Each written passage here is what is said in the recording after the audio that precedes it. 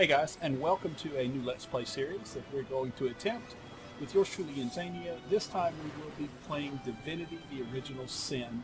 Now, this is a somewhat of a blind playthrough. I haven't played very much of it. I mean, I played through the very beginning just to kind of get a feel for the game and all the way to the first town, which is probably about an hour's worth of play. I did not go any further than that, though. So from that point, once we reach the town, it will all be, new to me also. So let's get with it. Let's get into it and do a new game. We're going to play single player, mainly because I don't know anybody that has the game to play multiplayer. So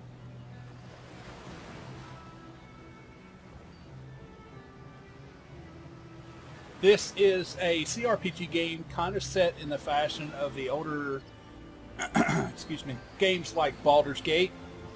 Let's see. It's got like a little tiny bit of a Diablo kind of feel to it, in a way, but not really. Fighting style is turn-based with point system like XCOM, if you played any of them games. Or the older Jagged Alliances. They brought a lot of aspects of gaming, of this genre, into this game to make it really interesting in how it plays. Now, the characters are completely customizable. I mean, they did a really good job with this. I'm really, really happy with it. In fact, I couldn't find anything that I would have liked to have changed, except for the complexity of all of it. There's so much that you really literally need to play with different classes and different abilities in order to get a feel for it. Coming into this game brand new, I'm totally lost in a way, because I have never played the Divinity series. I don't understand, the skills, what they do. I mean, you can look at them and you can read them. I played with it for about 20 minutes and discovered how to do all this. So let's get my character portrait going. I like that little blonde guy, wherever it is. There it is. Back up, right there. And then we will give my guy that golden hair, mithril, and that's good enough. You can edit the AI, the voice, all that other stuff. I really don't care.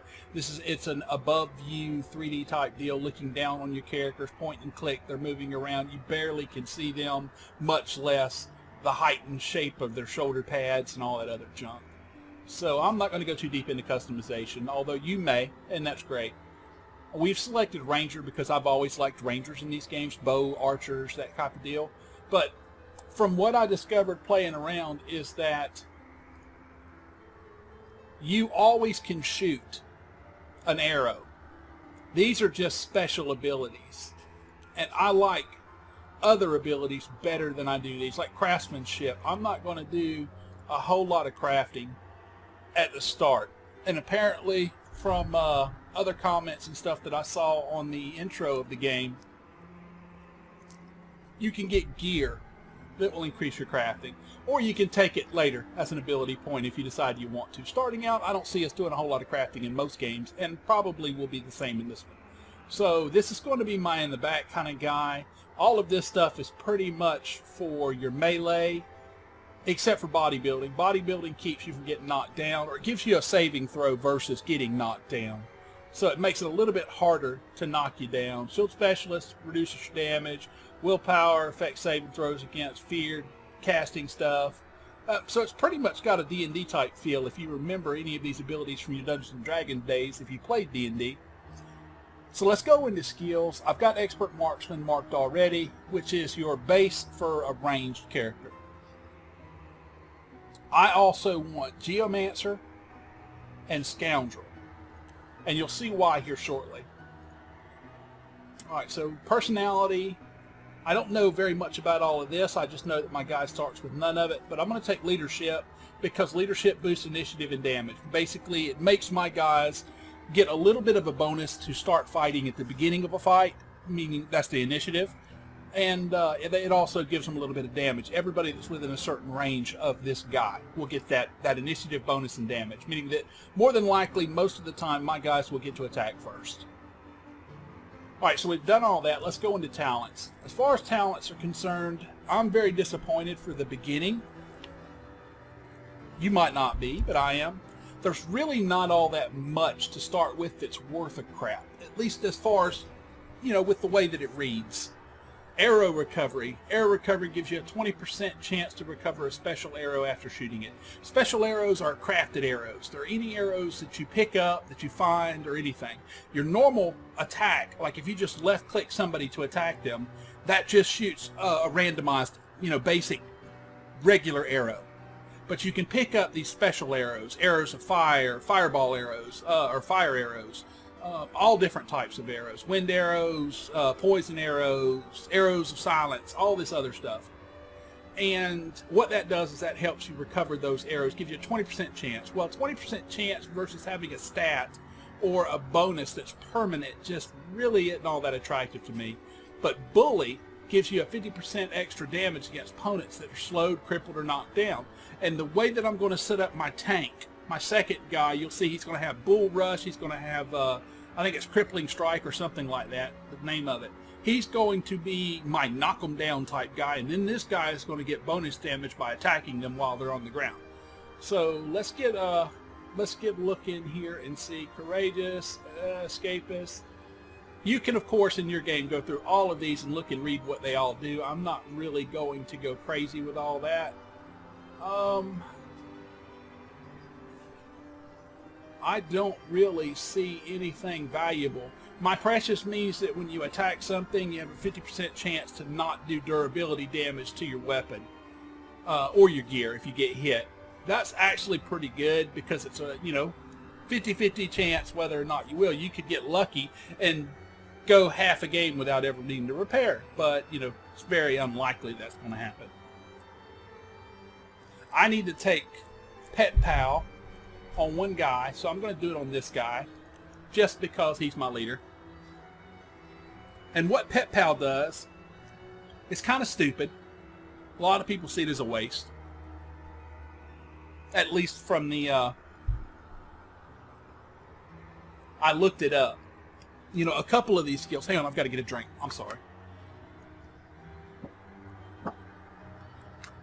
I looked it up online because I wasn't sure whether it would be beneficial or not to have. And what it turns out to do is it allows you to talk to animals. And there's many situations in this game where animals will give you clues, hints, tips, or just have funny dialogue. And I've looked through all of the rest of this stuff. And for this guy, the only other thing that even looks remotely decent was arrow recovery. And as you saw, it's a 20% chance. I mean, you'll find some arrows. You'll end up eventually, I would assume, making arrows, because in my, like I said, I played for about an hour, and in that 1 hour I found about 5 or 6 different arrowheads. Not different, but I found like 5 or 6 arrowheads, multiple of fire, of poison arrowheads. I found many arrow shafts, and I just assumed that you put the two together and bam, you've got an arrow. And it's a special attack arrow. So I'm not, and that was just in an hour's worth of play at the beginning through the tutorial. So I'm not going to bother with it. I'm just going to go with Pet Pal for the fun on this one guy. And now we need to change his abilities. So 8 dexterity, 6 speed, 6 perception. That's actually pretty good. The way that the stats work in this game is they all affect your abilities, of course. Strength affects the damage based on most abilities. Dexterity determines basically whether or not you're going to hit with it, your hit chance, and based on ranged, whether or not you'll hit. Intelligence is all about magic, you know, failure rate, success rate, and possibly damage. Constitution determines how much vitality, and it covers your vitality, you know, and how much action points you have, or the maximum amount. Speed is basically your initiative, your movement speed, and how many action points you can use. And then perception is your critical. So it's affects your critical chance, initiative, starting action points of combat, ability to detect traps, and accuracy when shooting over long distances. So perception seems to be pretty important to a ranger. Speed is important to everybody to a degree because it increases their initiative, how often, you know, how quick they get to fight, and their action points. Constitution is basically your health and how many, your maximum amount of action points. Intelligence, dex, and strength I explained. So what I want to do is I've looked at some of these spells. Fire a normal arrow that deals 10 to 15 piercing damage and then forks off to the next target. So that would hit up to up to so many targets, which I don't know how many it does. You can choose up to 3. It looks for a unique target up to 4 times in a radius. So that's actually sounds like a pretty good attack. Ranged power stance improves damage with bow and crossbow. Toggle stance. Plus 25% damage, chance to hit minus 10%. Extra action point, but it uses an extra action point. Tactical retreat, jump out of a hazardous situation. See, I'm never going to use this. Never. So, ricochet actually looks pretty decent. But let's check out range power stance. And let's go ahead and go into Geomancy, or Geomancer. And the reason that I took Geomancy is I only got a level 1 of it, of course. But it's for this summon pet. And I will increase it for the more summons. But I want to use this ranger as like a real ranger. As a summoning ranger. So we're going to take a summon pet. And then for tactical retreat, we're going to change it for what in Scoundrel? That's actually pretty awesome. Now I've looked through all of these abilities and all of them have pretty cool abilities, but most of these are magical abilities, special abilities, and Scoundrel was the only other one that I found that was pretty cool and that would work with a ranger. So I'm going to take Fast Track, and this Ricochet, yeah, I'm going to change that too, because I want to have Walking Shadows. Yeah, and the reason that I want Walking Shadows is so that I can steal stuff. I discovered trying to pick up stuff and mess with stuff that's red, everybody turns on you and tries to kill you almost instantly. But if you've got Walking Shadows, you can pop this, you become invisible, you can steal stuff, and it lasts for a pretty good little while. So you can go steal a couple things, and then wait on it, click it again, go steal a couple more things, and then you can make money easily. We will pick up, I will probably, when I get my next ability select, we'll pick up Ricochet, because Ricochet actually looks really nice. But it's not necessarily, I don't need a high damage impact thing at the beginning, because I'm going to have my spider, and Fast Track's going to increase my AP and starting AP and AP recovery and all that other stuff. I'm going to get an extra 4 every turn, or extra 3 every turn. I'm going to start with an additional 4. I mean, it's just, it's really powerful. The issue with Fast Track is you need to use it at the beginning of a fight before you go into a fight. So like if I know that I'm going to go into a fight, you pop that, then walk into a fight, and bam, you've got all that bonus. If you happen to enter a fight and you haven't popped it, then you pop it at the beginning, and you lose a turn basically because you use 4 AP to use it. But, you know, it works out. So this is good. I think this guy's done. All right, we're going to go over here. We're going to edit this person, and this is going to be Inzainia. Whoops. And this is going to be a fighter. We're going to customize it. And we're going to make it a dude because, you know, I don't want a chick. We're going to change his hair color to black. Jet black. There it is. And let's give him... There we go. That's kind of close. Let's go through the hairs. Oh, that one right there is about the only one I think that's bald-ish. Alright, close enough. So let's go into customizing his abilities. We want Shield Specialist. We want Bodybuilding. We want Armor Specialist. We want Single-Handed. Man-at-Arms. So all of his abilities are good. The only thing that we need to mess with is his talents over here. My Precious, he took that with a 50-50 chance. Let's get rid of that one. We're keeping Opportunist. This is an actually awesome ability. What this does is anytime an opponent comes within melee range of him and then moves away to target somebody else or to leave him, he gets a free attack. No AP charge, no anything. He just gets a free standard attack on that person. And it's really pretty awesome. If I knew that I was going to use crushing weapons, that would be a pretty good one to take. Bully is another 50% down. Courageous grants you immunity to fear, but you can no longer flee. Escapist. Farming out increases the range of spells and scrolls. Affects the food. 20. Oh yeah, Leech, Light Stepper. +2 detection for traps. Lone Wolf, Morning Person. My Precious, Pack Rule, Pet Pal, Politician, Scientist, Stench. Thick Skin, Walk It Off, What a Russian Zombie. So I think with this guy, I will also take Bully.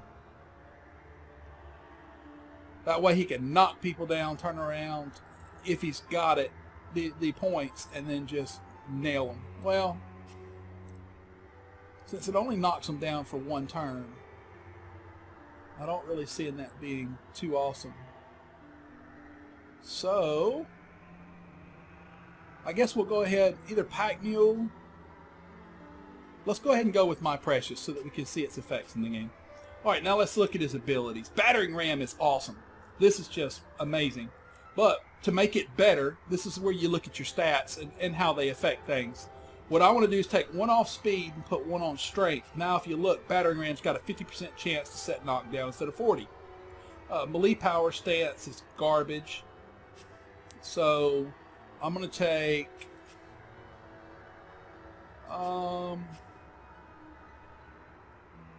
boost strength, dex, and intelligence.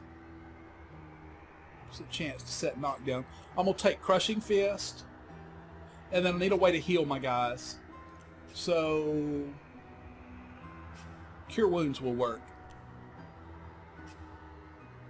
Alright, so I think we've set everything up. His perception is, I could have taken that point out of, out of perception instead of speed. But I want somebody with a high perception. He's got 6. What does my other guy have? What did he have? Perception. Perception +1. But what is his actual perception? Oh, he's got a 6. Okay, so they're both at 6. That's good. Nobody will be ahead of anybody. Alright. But you really only need to focus perception on one member of your party. Long as one guy sees the stuff, you're good, because everybody will see it. Alright, and I think that's it. That's pretty much all that I need to change in all of this. So we are going to accept and get into the game. Yes, we're done. Yes. In the days of old, the sorcerers of Rivellon cured the sick and healed the wounded through a great power called Source. But a terrible darkness invaded the land, and Source was forever tainted. The sorcerers who once healed now only destroy, and madness has overtaken them. A few brave Source hunters are all that stand between Rivellon and the dark power that threatens to destroy it. Wherever Source appears, hunters follow.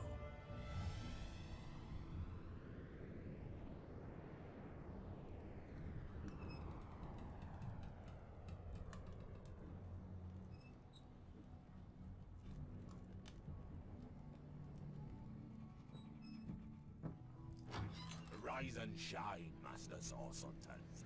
The cam wants you up on deck. Hear them calls? Means we're close to shore. I don't ever you go in there, Master Source Hunters. City's full of undead, hungry and out for blood. But you're supposed to investigate that murder, ain't you? They say it's Source that did the Counselor in. Source in a city like Sicil, nowhere's safe anymore. Here they are, Captain Sir. God's blessings on you, hunters. You'll be happy to hear we've reached Sicil. But there's trouble offshore, so we'll have to sail in carefully. Here, have a look. Those are orc ships, and they're blocking our passage. We'll get you as close to the city as we can, and drop you off at the beach. Be wary now. Orcs are on the attack. Undead have closed every route out, and there's a sorcerer on the loose. If we're to get justice for the Counselor, you'll have to keep your wits about you. May the luck of the gods be with you both, Source Hunters.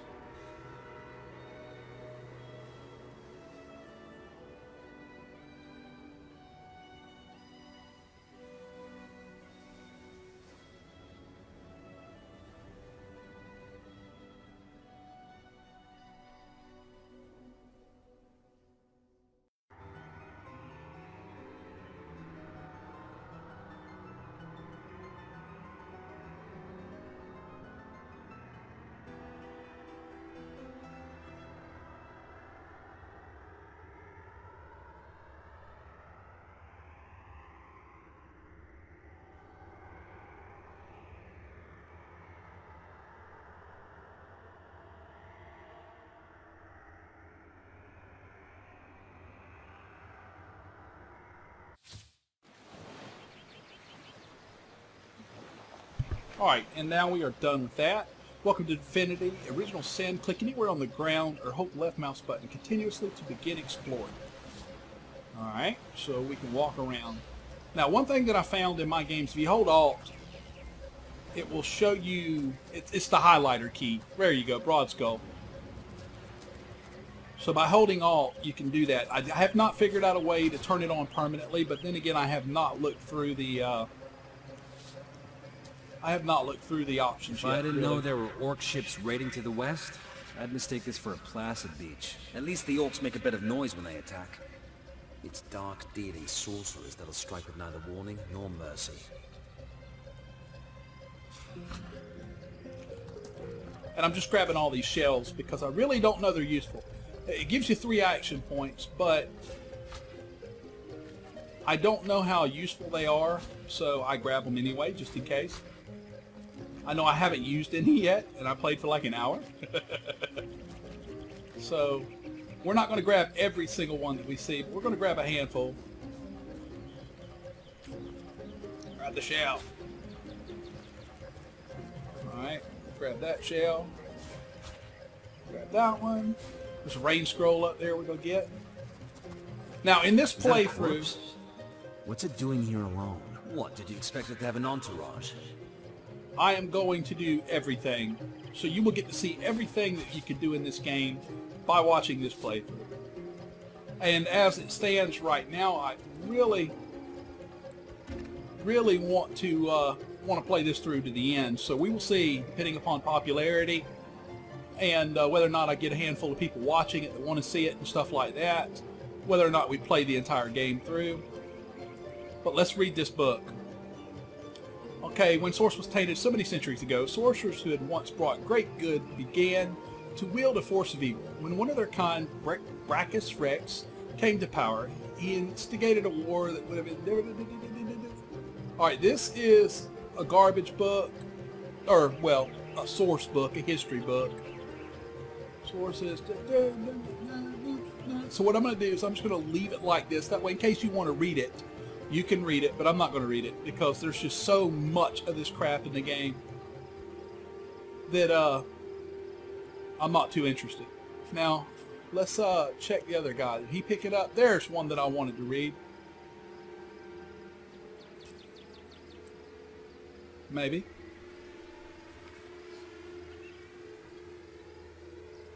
No, that's the same book.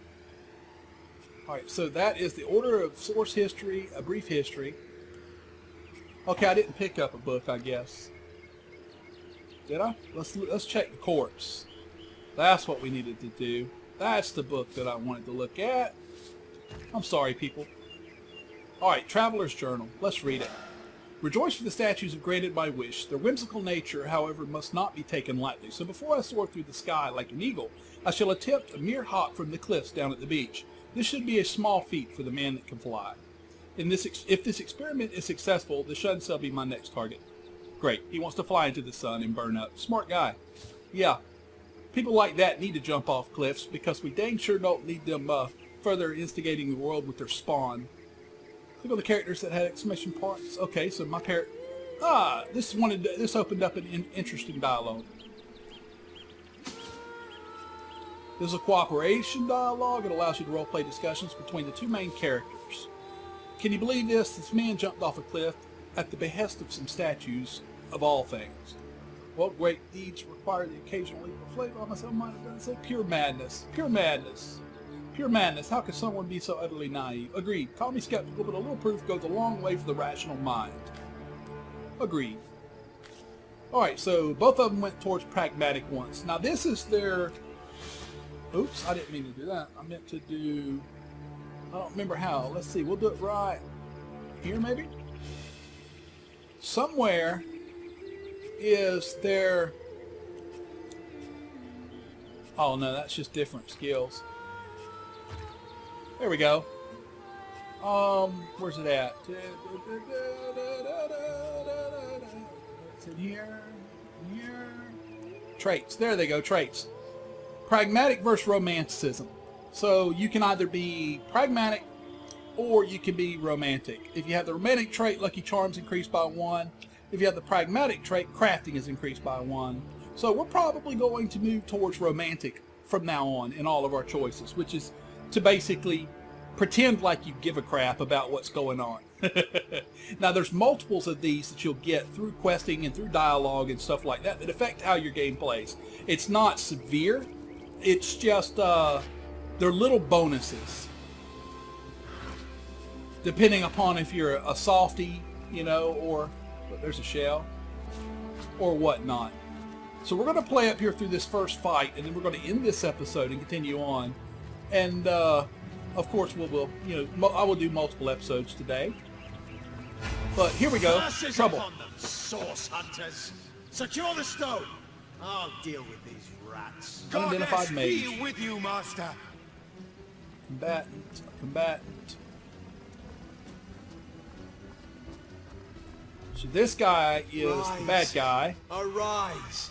Drawn forth from blood, I bid you aid me. Oh wow, so he draws up some bad guys. And then he runs away like a chicken. Combat is turn-based. To move, attack, or cast a spell, you need to use action points. Different actions have different costs. Your turn ends when you have no action points left. Alright, so we are starting out with Niasni, which is great because I like Niasni, and I want to show you guys how to use Battering Ram. Alright, Battering Ram is an attack ability that will attack, you charge, basically. Be very careful with this, because once you select it, clicking anywhere else, clicking free, it will go off. I found that out and used it on accident once. So I want to knock everybody down, so what I'm going to do is I'm going to run right to this guy. Actually, I'm going to run right beside him. Right there. Boom! Knocks them all down. Now, Inzainia is going to get to go, because I hit the space bar to end his turn, because he only had 1 action point left. Inzainia now has, what, 1, 2, 3, 4, 5, 6, we just look, he's got 8. So that means he gets 2 attacks if I shoot. So we're going to shoot this guy. That'll be 1 action point, 100% hit because the guy's knocked down. Alright, we're going to hit this guy. Oh, knocked out 2 of them. Press Alt to highlight objects that can be picked up. The higher your perception, the more objects you will see. Stolen from this dungeon, I imagine. Can we get inside? Let's hold this. Ooh, a bow. 12 to 20, 4 action points. It's just the same thing that we have, except it's lower durability. So we're going to take it, but we're going to take it to sell it. It's only valued at 40, which means that we'll probably only get about 10% of that. And then let's head over here to see this ancient stone gate, what these guys came out of. Oh, okay, so we've got a dungeon. And this is kind of like a tutorial dungeon. It's not at all difficult. It's just made to show you the basics, and it actually will. It'll explain some of the stuff, so we're going to just work through it as quickly as possible. I like to loot everything, so I'm sorry if that inconveniences you and you don't like to see that, but if it's there, I'm going to do it. The chest doesn't look very solid. Try breaking it open. Use Control plus click to attack it. Now, if you notice when you hover it at the top, there's a red bar that says chest. That is actually a hit point indicator for the chest. So if I take Inzainia and I just shoot it, boom, done. But if that chest had an actual key around somewhere, the likelihood of one-shotting it is very dim.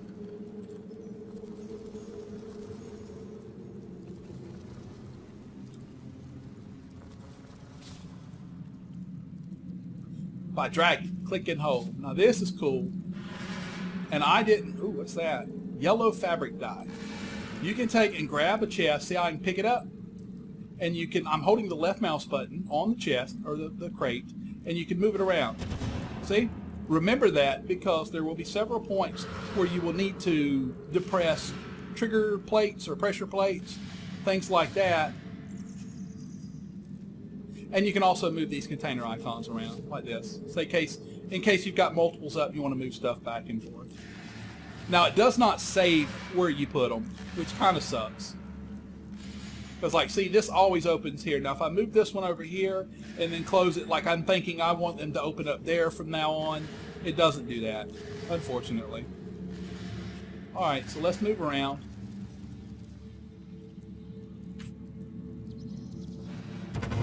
That's just to teach you how to get by. That you can move stuff.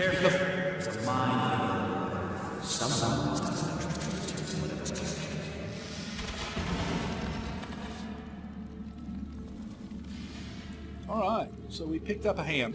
Woohoo! Ham for dinner. Alright, there's something else. Ooh, there's a skull back there.